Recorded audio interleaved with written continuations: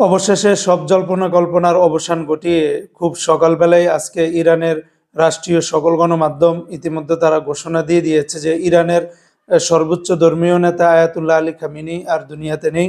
শুধু তিনি নয়, তিনার সাথে সাথে তিনার জামাতা, তিনার মেয়ে, তিনার অন্যান্য পরিবারের সদস্য এবং পাশাপাশি আহ, তার যেই আরো যারা বড় ধরনের ঊর্ধ্বতন কর্মকর্তা রয়েছে অনেকেই এই দুনিয়াতে আর নেই।